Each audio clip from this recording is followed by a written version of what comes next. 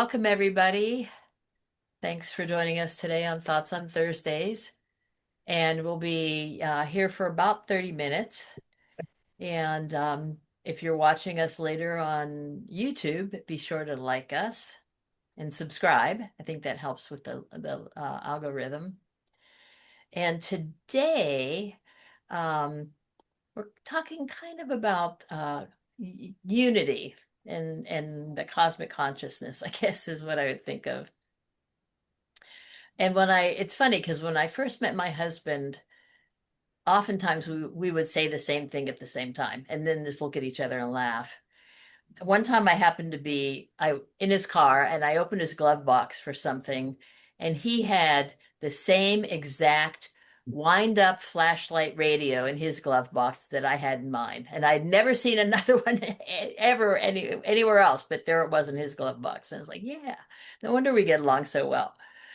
So even now we've been together for like 12 years, and we still often say the same thing at the same time and just look at each other and laugh when we do that. So um, that's a little bit kind of about what we're talking about today. I was at a concert in Seattle last weekend, and it was at the Mariners baseball stadium.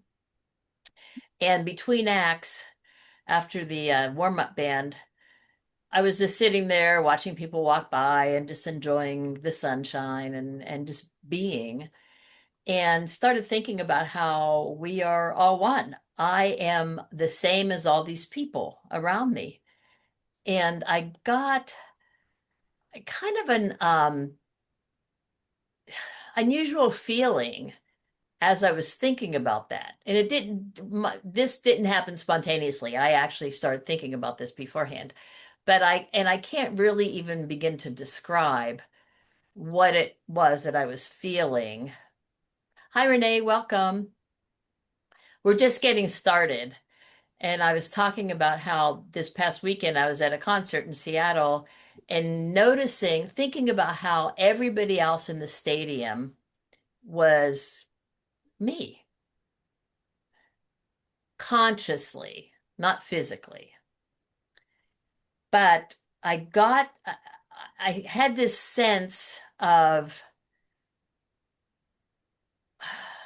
myself, my everyday workaday Barbara self, but also like a more expanded awareness also of just kind of like being the whole. And it was really delightful and interesting. And I remember years ago, I may have mentioned this not too long ago, when I was a kid, I was driving down the street and I happened to end up in some older woman's head. And at the time then, I was aware of myself, but I was also aware, I felt like I was also her. You know, we were excited because the kids were coming and the grandkids were visiting that afternoon. And so it was like I had this dual perspective. And that's a little bit of what I noticed this weekend at the concert. And it was just so fascinating. So I was talking to Mary about it, and then she sent me that quote that I sent out to everybody. Neuroscientists have found that all human brains are connected through extremely low frequency electromagnetic waves. And it's like, well, of course.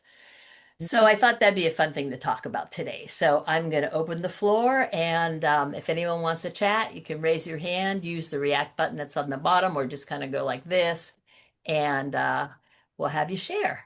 So welcome, and who wants to go first? Louis Trace, go ahead. Got to unmute. I would say it is absolutely wonderful that you have experience because that means you have become awake and realize what is everything around you and not a own entity on your own. And I think by that we can raise the vibration of in a group and then penetrated it out to everywhere. And also, I think with this awareness, we would be able soon to be talking with our minds, what you call it, Oh, Telepathy. telepathy. Yes, I think soon we will start to develop that as well, because we are teach to be your own entity and only you and you and you alone. And now we start realizing, as you say, the other people around you is images of your own. And but it is still a very strange concept for us to think you are me and me are you. And yet we have the same interaction with the universe. We are all one, and so on. So, yeah, I've started. Now you people can go. Well, thanks. That's a great start. Yeah. Mary, and then Chelsea. Yeah, it reminds me of how important our thoughts are. And we've all been in experiences where there is fear or depression and also joy. And kind of keeping track of what I'm thinking is one of my jobs these days, especially in these troubled times. Um, Hawkins talks about this in terms of raising the consciousness of the planet. Each of us, as we raise our consciousness, has a similar effect on everyone else on the globe. We come up together, and it happens so often. I like to paint, but I love to paint in a group. That shared energy, that shared creativity, you can just feel it in the air. When like I don't always do what the teacher says in the class. I just want to be there with the group. And I know it's really bad of me, but yeah, it's just in the air. You can feel this. Yeah, as a former teacher, you allow yourself to not follow directions? Yeah. Well, I used to tell my students that, if you think that what I've assigned is stupid, you have to tell me, and tell me what you think would be better. What would help you more than that. No. Welcome, Anka. And what we're talking about is basically like our our experiences of being one with everyone and everything. And I really like what Mary said about thoughts, because like we live our lives, we don't see the whole reality, but the bridge that brings us into a bigger reality is when we allow the the thought of it to come into our mind, where we maybe have maybe a little bit less resistance or just openness. But I've experienced many times similar things to Barbara, just feeling one, but not really recently, but I kind of feel halfway there a lot lately, where I feel like I'm a white blood cell in the body of something, and everybody else is another white blood cell, and we're just in this body flowing all this way down a vein or something. But I have that feeling a lot lately, where we're just all individual little parts of a whole system. Hi, everybody. Hello. So the idea of the consciousness thing, I think we're seeing it more and more. There was a time 40 years ago when I thought, oh, my thoughts are going to produce this. I really have to focus. I really have to be, present and positive and blah, blah, blah. But recently, in the past months, I have come across numerous articles about animals communicating with people. In Turkey last week, a mother cat carried her baby into the hospital. In Turkey, they love cats, and the hospital doors were open, and she just marched right in with her little kitten who was sick. Then there was a guy at an adoption center to adopt a dog. Not a trained dog, just a dog, a regular dog. And the dog the man ended up having a seizure, and the dog knew it was going to happen and alerted that something was wrong. Mhm. And I think they ended up adopting that dog. But, you know, things like this more and more. The dog who encounters somebody in a park or a forest and stands in the middle of the street, the road, covered, right, and won't move. And the woman thought, you know, maybe this dog's trying to tell me something.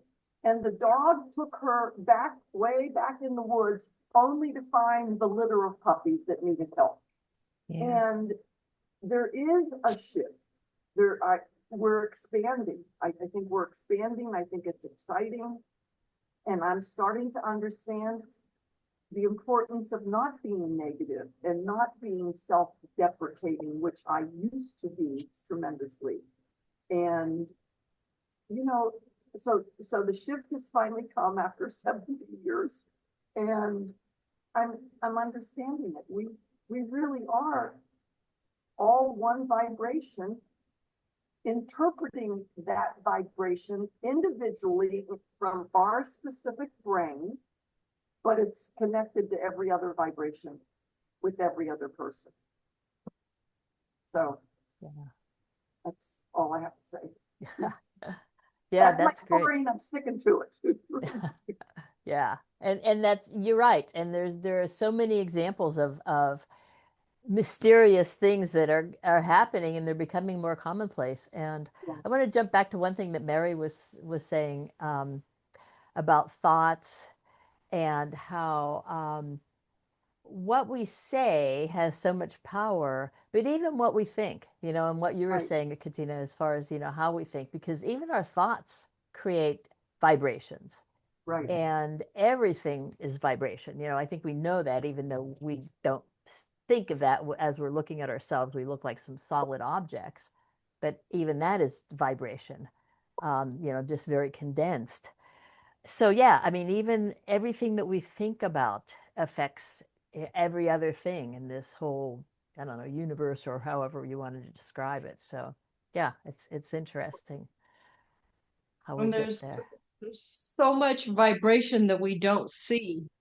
I see your hand, Katina, and we'll go to you next, but there's like, I've been painting this room back here, and before I was putting the final coat on the baseboards, I took my cordless vacuum and I vacuumed the baseboards.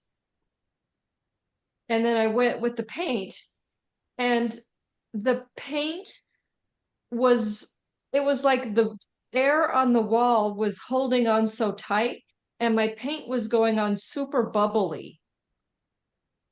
Like I was just having this like ultra moment with the air molecules, and they didn't want to let go of the wall, and I kept like popping them, and it kept going on and going on. But then when I got to the woodwork on the windows where I hadn't run the vacuum, the bubbles weren't there. So it was like, I was like, does this have something to do with my vacuum? Like I kind of charged the wall a little, or maybe because it was cordless and it had a battery pack. I don't know, but it was really weird to just like pay attention to just like things that were noticeable that aren't really noticeable. Like, does the air act differently holding onto the wall over here compared to where I didn't vacuum, you know? Little Yeah. things you don't see. I think you just ended up with a can of carbonated paint. Yeah, it was gas paint. It wasn't flat, it was gas.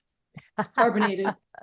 Yeah, Katina, did you have something you wanted to Yeah, say? yeah, I did. And it had to, when you said the thoughts we have, okay, I can't remember exactly my memory, but what my reading, my current reading, is allowing me more to believe that I'm not thinking any of the thoughts that I have.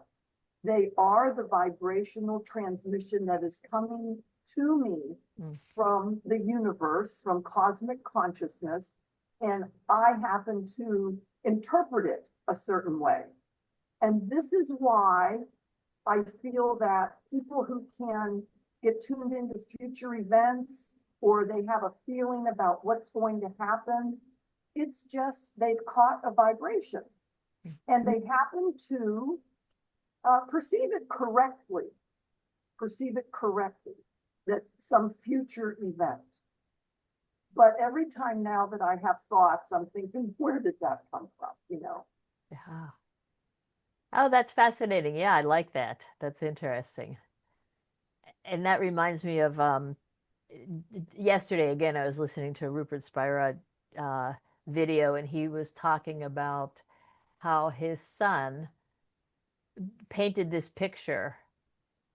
When he was a child, and it was a picture of their barn, and there was like smoke coming out of it. And not too long after that, the barn caught on fire.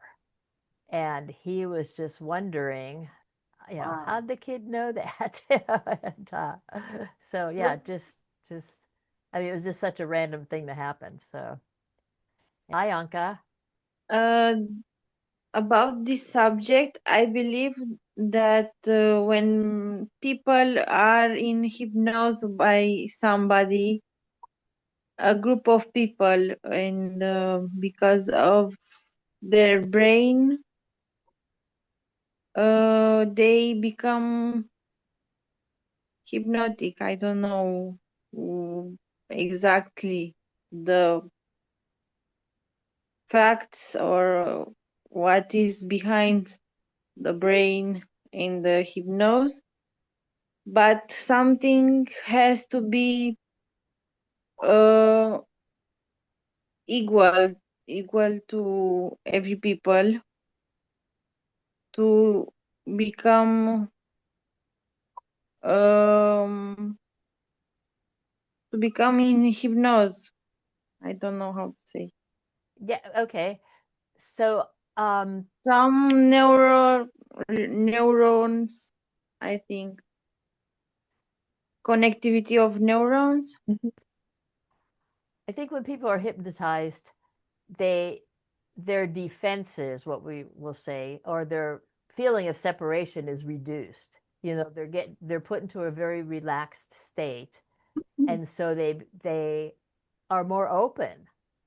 And I think that is that what you're talking about? How they feel more connected with the universe? Yeah, it's like a relaxation technique.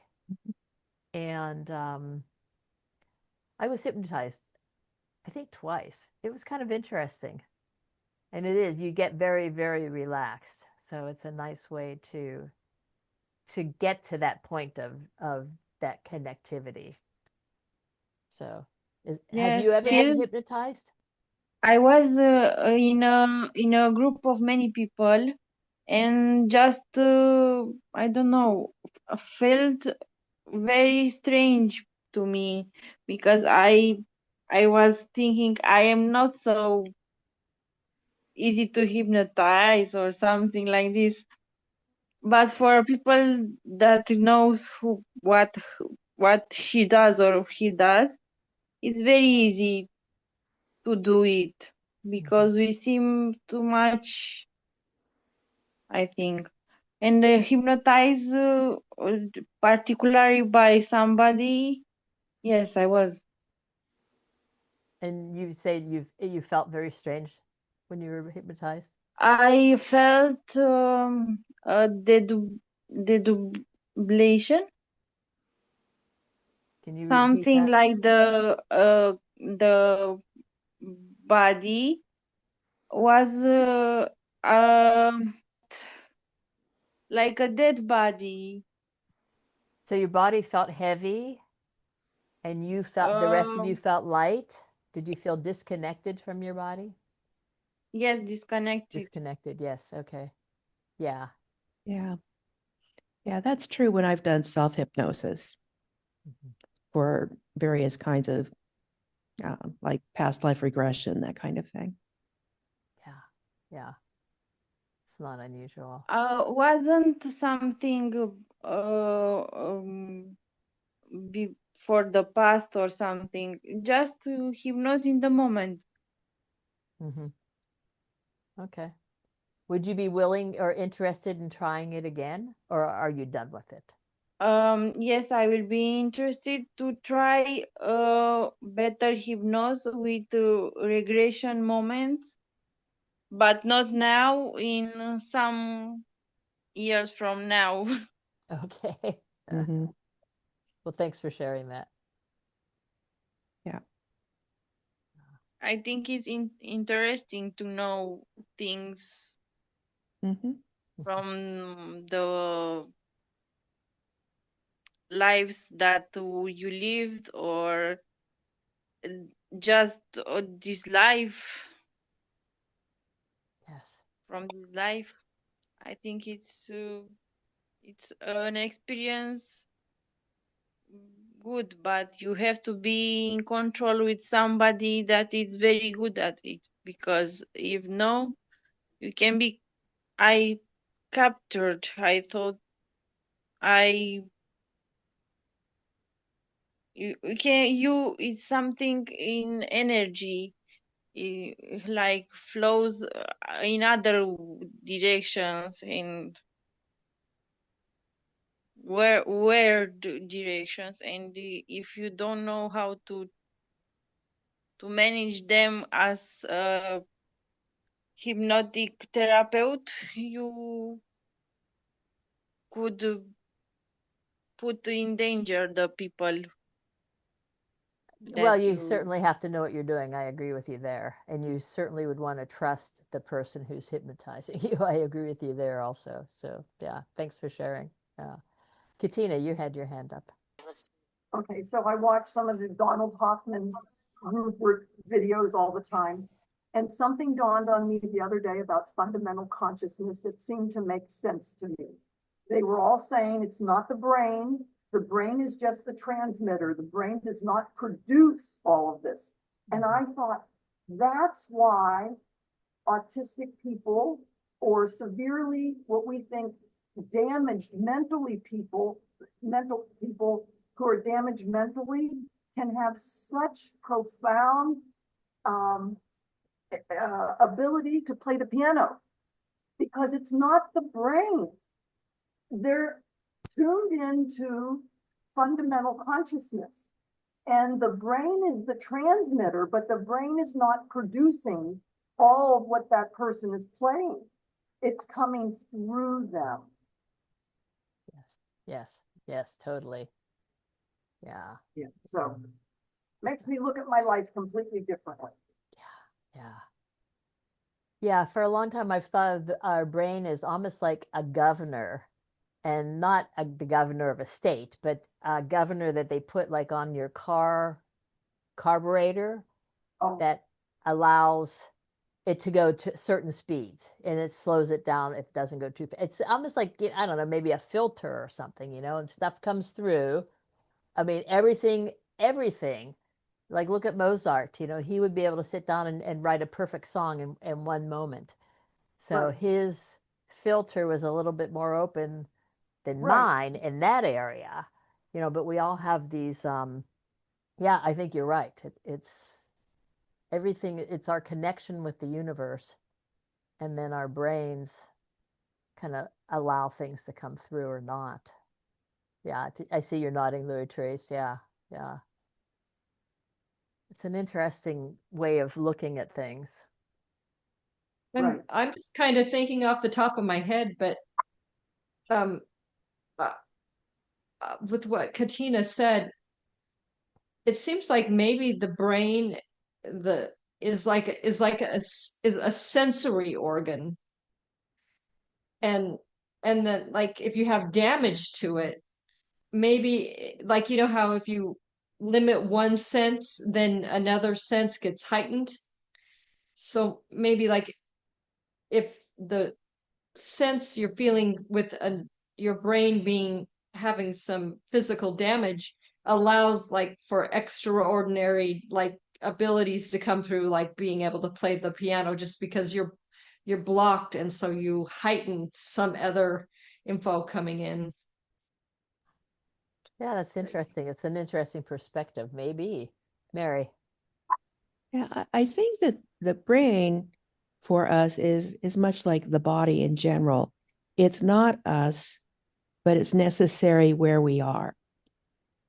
If we were in spirit, we wouldn't need to filter thoughts. We wouldn't need to, do any number of things, eat or sleep or whatever. But here on Earth, the way we're set up, we cannot afford to have everything come to us unfiltered. So the brain, as Barbara says, is like a governor on a car. Otherwise, we would be bombarded. And it's when we intentionally connect with others, or don't have our guards up, like in a fear situation, that these other thoughts are either allowed or sneak in. And the more we learn about it, the more aware we become of what we're allowing to affect us. Yeah, I don't that's know if that made interesting. sense. Maybe that's why people, I love that, what you just said about the unfiltered and it comes through. Maybe that's why people go mad. Because it's just coming in and they can't handle it. And they're saying all this stuff about what's going on and we don't understand it at all. Yeah, that's exactly what I was going to say. I've seen people having psychotic episodes, and that's exactly what it seems like to me, is that Yeah. there's so much out there that, or Yeah. people who have, like, say, schizophrenia, Yeah. the filters are just a little skewed, Right. and so they're just getting all this information that's different Yeah. than the norm, whatever the norm is that society accepts. Right. Yeah. Yeah, it's Insight. yeah, no, I know that's fascinating to think about. And I've thought about that a lot over the years. I remember years ago, I was admitted this patient into ICU, and she had meningitis and swelling in her brain, and her pupils were two different sizes. Mm. And she was really sick to the point where she was not aware of what she was doing, but she was grunting and kind of almost growling and making noises. And she was laying on the gurney and and I was looking at her and I was thinking to myself, I can see how, back in medieval times, people would think that somebody like this was possessed, because Right. that's what it seemed like. Right. Right. It Because is they very, had no other way of explaining it. exactly. Yeah. Yep, must She be a looked- demon. Oh yeah. And that was a good explanation, it was easy. And also it's like, and who are we really to say that it's not, I mean, Right. maybe it's the demon that makes her sick. I mean, I don't know. There are so many unknowns that it's just, I find it fun to play around Yeah. with. Well, when you personify something, you make it real in a different way. So you say it's a demon, and suddenly you start seeing that kind of manifestation, unless you're guarded, unless you have your governor on. Right, yeah. Yeah, that's interesting. Well, any last thoughts before we wrap up, or last comments before we wrap up? Go ahead, Ray Trace. No, it's good. In our T3 group, we have a person that is absolutely brilliant with hypnosis, but he using it for stage hypnosis, and he can do a group of people of quite a big size to be hypnosed in a matter of 30 seconds, all of them at one time. So yeah, that is actually amazing how quickly we can give ourselves over to be controlled by somebody else. And it was always to me just amazing to see how he can make a suggestion and everybody react to that suggestion. And some of them were always quiet or outgoing, and all of a sudden they are allowing another person to dictate exactly what they must do.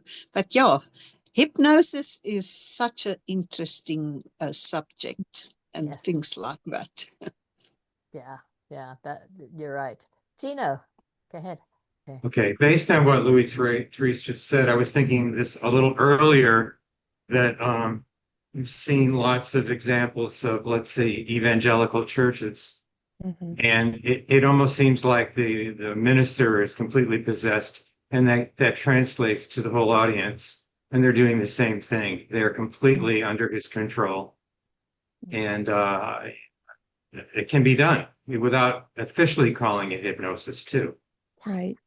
And in terms of the power of our thoughts, many doctors report that patients who have prayer groups working with them or for them tend to recover.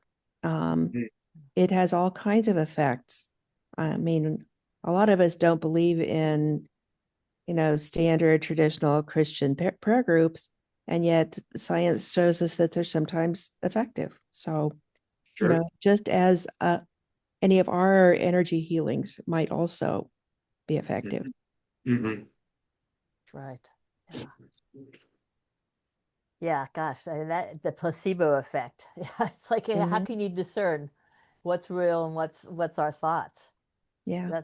I mean, they've done research on people with Parkinson's disease, and they've found that a high percentage of the people who took the placebo actually did very well. And so then they wanted to do a study on the placebo effect itself to see how that would work out. Now, that's when I left my position in research, so I didn't get involved with that. But I mean, there's so many fascinating things. It's all about our mind and and our thoughts. So yeah. Louis Trace, did you have one final thing? Yes. I do have a lady that I have done twice, reconnection healing. And then she asked me to come and visit her. Now, she was really, really at a very far advanced stage of Parkinson. And she could not walk.